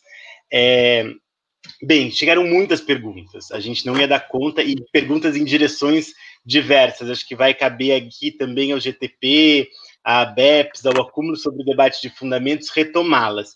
Então, eu queria vou fazer duas perguntas de maneira bastante abrangente, né? Vou fazer perguntas de forma bastante abrangente, que a gente possa eleger. Eu não vou fazer direcionada para cada uma, mas cada uma pode pegar o que achar melhor e devolver para a gente da melhor maneira possível. E eu vou pedir também que depois da fala vocês já façam uma saudação final, tá bom assim? Então, das diversas perguntas que a gente chegou para a gente, né, muitas vieram na direção do avanço do conservadorismo e do reacionarismo, né, e do enraizamento do bolsonarismo. A partir disso, como pensar os desafios postos à formação profissional e à afirmação da sua direção crítica, né? Falar um pouquinho disso. Um outro bloco de perguntas veio no sentido de que como articular concretamente as direções teórico-metodológica, ético-política e técnico-operativa nas diversas formas de trabalho profissional. Como romper de forma qualificada com a responsabilização de assistentes sociais com demandas de desprofissionalização em tempos de pandemia, né? E como, por exemplo, deram um indício também da comunicação de óbito, por exemplo. Então, como que esse contexto também traz para a gente, né, elementos que podem causar, inclusive, assédio aos assistentes sociais, mas que passam, né, aquilo que são das nossas competências e atribuições privativas. Então, queria também deixar essas perguntas, cada um responda como acha melhor, né, dessa maneira. Vamos fazer a mesma ordem, né, podíamos fazer Leila, Carmelita e Yolanda, já que a gente fez esses outros 2 blocos, podemos seguir assim, né, e também já fazendo a fala final. Eu queria agradecer muito também aos profissionais que rapidamente se prontificaram a fazer os vídeos do Aqui Enfrentamos a Covid-19. A ideia surgiu nessa semana, né, no final da semana passada para essa, então fizemos de maneira bastante rápida e os profissionais prontamente também nos trouxeram elementos importantes, né? Temos muitas questões que nós ainda vamos debater junto com o GTP e em outros momentos do debate de fundamentos. Então, Leila, se você puder falar entre 3 e 5 minutos, para a gente não alongar muito, nós já estamos aí com mais de 1h45 de live, tá bom? Ok. Bom, eu vou responder um pouco, eu acho que aproximou mais de mim, vou deixar as outras também, que eu acho que cada uma tem uma particularidade muito comum às professoras, sobre a questão do posicionamento como romper com as demandas, né, de desprofissionalização em tempos de pandemia, né, e relacionando a questão do óbito. E aí, assim, eu vou simplificar um pouco, responder um pouco a partir realmente da minha experiência profissional. Eu acho que a gente, na verdade, tem de escolher o nosso posicionamento e defender esse posicionamento, né? Eu acho que não basta a gente, na verdade, ter todos os elementos fundantes da nossa profissão, todo esse arcabouço teórico-metodológico e não fazer nada com ele, né? Eu acho que a gente precisa, sim, realmente colocar na prática essas questões que estão presentes. Então, assim, bem rapidinho, vou exemplificar, houve, na verdade, a superintendente da instituição me requisitou que os assistentes sociais dessem notícia clínica aos familiares e fizessem a notícia de óbito. Então, assim, já realmente uma coisa assim, bem pronta, porque ela também não tinha nenhum conhecimento a respeito um pouco dessa perspectiva da nossa prática, né? Então, eu coloquei para ela que, primeiramente, a gente realmente não tinha condições profissionais de qualificar essa fala, né, essa notícia, nem essa comunicação de óbito, e que realmente nosso fazer profissional estava centrado em outras ações, exemplifiquei um pouco a ela, e que existiam normativas, diretrizes normativas do conjunto Cefes-CRES, que trazia essa impossibilidade a nosso fazer profissional. Então, ela realmente ficou surpresa, né, mas assim, inclusive eu coloquei para ela que, na verdade, isso não era possível, mas que era possível para a gente, sim, atender a esses usuários, a essa classe trabalhadora, de outra forma, de outras perspectivas. E a gente realmente colocou, né, conforme tudo que eu fui colocando, a gente realmente conseguiu implementar várias ações que realmente trouxe elementos significativos na garantia de acesso a esses direitos dos usuários. Não nessa perspectiva. Então, acho que é um posicionamento que a gente tem de ter, né, mas com também uma orientação, né, a respeito desse fazer profissional. E aí, desde já, eu queria realmente agradecer muito essa aula que eu estou tendo aqui, né, com as professoras queridas, agradecer também a Rodrigo, né, agradecer a Pepsi, realmente, assim, fiquei muito lisonjeada e vou continuar, na verdade, seguindo a live da Pepsi para a gente ter mais, aprender mais nesse contexto e em outros espaços, tá? Então, muito obrigada a todos vocês. Nós que agradecemos, Leila, muito bom ter você que prontamente respondeu o nosso pedido, né? Dialogou com a gente. Vocês não sabem, nós fizemos várias reuniões para chegar até aqui, né? E rapidamente eu já passo também a Carmelita para responder o que achar necessário e fazer suas considerações finais aí entre 3 e 5 minutinhos. Bem, eu gostaria de destacar a questão do avanço do conservadorismo, né? E vou apontar 3 dimensões que estão profundamente articuladas nesse tempo que nós vivemos e que nós devemos enfrentar. A primeira é decifrar, né? Usando uma expressão que a Yamamoto usa muito, é desvendar, né? Essa nova era, esse novo tempo em termos da acumulação capitalista, de transformações profundas na ordem do capitalismo, né, na esfera da acumulação, que vem implicando na reestruturação produtiva, na financiarização da economia, com seus impactos no mundo do trabalho, na questão social, nas políticas sociais, né, e no nosso exercício profissional, gerando o que o Antunes denomina de uma verdadeira era de devastação, né, nessas condições. Então, entender que capitalismo é esse que repudia a política social, que não financia a política social e que se apoia, né, no neoliberalismo, né, na contemporaneidade. O segundo ponto que eu acho que a gente tem que avançar e decifrar é a política. A esfera da política, né, que passa a ser, na conjuntura atual, tão desqualificada, tão desvalorizada, tão vilipendiada pelos que estão no exercício da política nesse país, né? Recuperar o sentido da política, né, como disputa de visão societária, de visão de mundo, de organização social.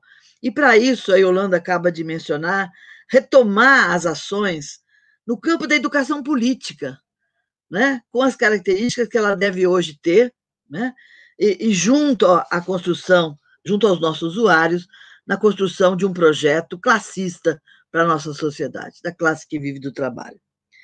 E a terceira, que eu acho a mais difícil de enfrentar, é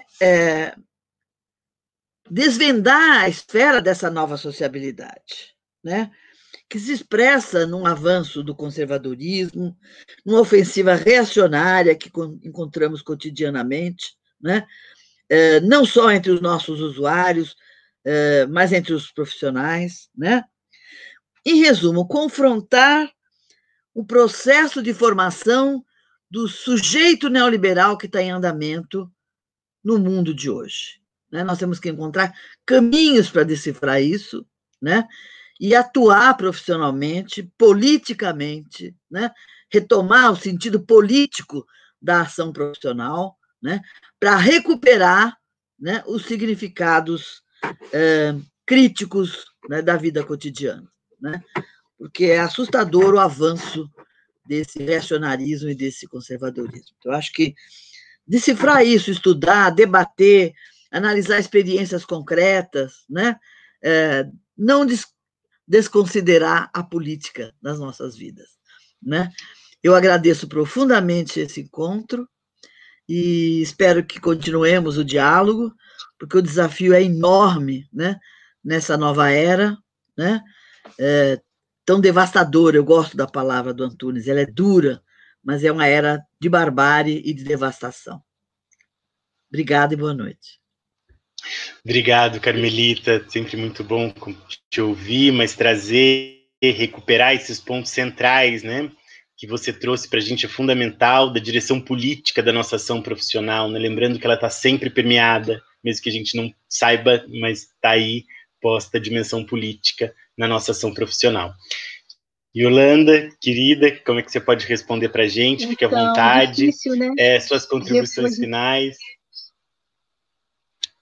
Rodrigo, depois de tão brilhantes, não apenas apresentações como respostas, eu vou pegar por um viés aí, né, que é o da crise sanitária, né? Quando chega a crise sanitária no Brasil, como Carmelita falou, nós já estávamos, né, enterrados, né, profundamente numa crise econômica, né, e estávamos também numa crise institucional, né? Estávamos com uma crise política. Então, tudo isso só vem agravar, né, a crise sanitária só vem agravar essas outras determinações da crise, e isso é muito sério. Por quê? Porque, veja, do ponto de vista do trabalho, né, além do desemprego altíssimo que a gente tinha, nós já estávamos em curso uma desespecialização, desprofissionalização, a colocação, né, de um perfil de profissional funcional, polivalente. A formação já se voltava a isso, então já vem em curso uma formação que se volta a isso, um profissional genérico e não um profissional generalista, como a gente vem defendendo, mas esse profissional que serve para tudo. Então, a crise, ela se agrava, e o que me parece que é sério, né, é que se constrói uma ambientação, se constrói uma oportunidade para que as várias coisas que estavam vindo em curso pudessem acontecer sem contestação, né? Veja, nós precisamos que a esquerda, né, se coloque, nós precisamos da orientação, nós precisamos de nos manifestar, né, em termos da luta. Então, nesse sentido, que me preocupa, porque se tudo isso já vinha em curso, agora se aprofunda e se coloca uma sociabilidade do vale tudo, né? O vale tudo, que é um problema muito sério, porque agora, por exemplo, né, aquilo que a gente já vem combatendo, como a notícia do óbito, agora a gente precisa dar, porque em razão, né, de uma situação delicada. Então, o que eu venho percebendo é que, como a Leila colocou, nós estamos vendo várias manifestações de assistentes sociais, com muita competência política, como coloca a professora Carmelita, se organiza no sentido de dar uma resposta alternativa a isso. Eu acho que tem que ter uma resposta alternativa, não é só a recusa, né? Simplesmente. É também dizer, olha, isso nós não fazemos, mas nós podemos contribuir, e nós podemos contribuir, eu tenho absolutamente convicção disso. Então, assim, a formação, ela é central nesse sentido, porque ela vai nos ajudar a aprender com a nossa própria reflexão, aprender com o nosso próprio trabalho, e aquilo que a gente sempre chama de educação permanente, né?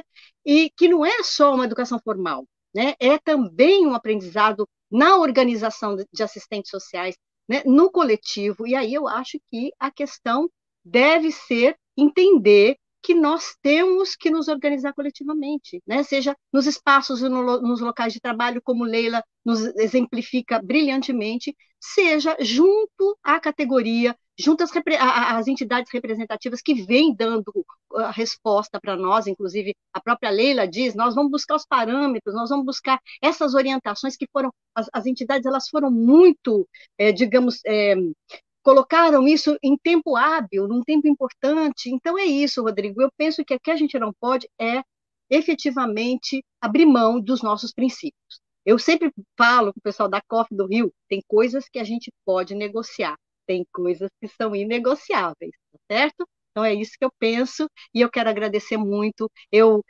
Infelizmente o vídeo não mostrou a música de fundo, que é a do Gonzaguinha, né? E eu ia terminar com isso. Eu acredito na rapaziada que segue em frente e segura o rojão. E eu espero encontrá-las e encontrá-los todos na luta, tá? Muito obrigada e uma boa noite. Obrigado, Yolanda. Nós vamos deixar o vídeo mais redondinho para divulgá-lo que acho que vale a pena ouvir as companheiras e os companheiros que nos deram os relatos, né? Quero agradecer a todos os participantes da live, né? Informar que o nosso vídeo ficará no canal do YouTube TV ABEPS, então quem não está inscrito, se inscreva, ative o sininho, né? Para receber as notificações, teremos mais lives ainda até dezembro.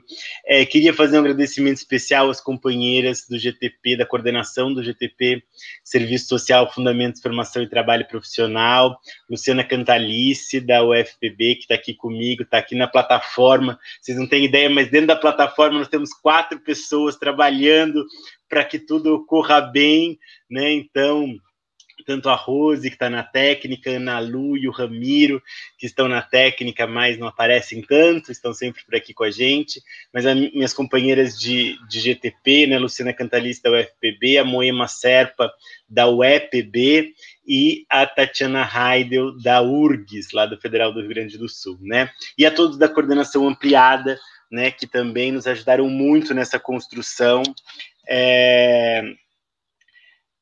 Estão aqui me dizendo, tem um ponto eletrônico aqui que vocês não estão vendo, mas estão me dizendo para reforçar que as inscrições do ABEPS itinerante vão até o dia 2 de outubro, então entrem em itinerante.abeps.org.br, depois pode passar aqui, está passando já o site, né, para fazer inscrição do ABEPS itinerante, dizer que a próxima live é no dia 13 de outubro, uma terça-feira, às 19h30, no horário de Brasília, e um tema interessantíssimo, trazido pelo GTP, Serviço Social, Ética e Direitos Humanos, né?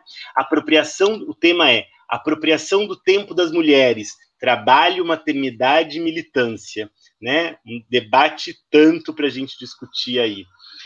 As expositoras vão ser a professora Priscila Cardoso, da Unifesp, Verônica Ferreira, do SOS Corpo, da Universidade Estadual do Ceará, e a Mirla Cisne, da UERN, da Estadual do Rio Grande do Norte. A mediação vai ser de Rayane Noronha, representação Nordeste de Centro de Pós-Graduação, né? Então, uma boa noite a todos, todas e todes, né? Seguimos enfrentando a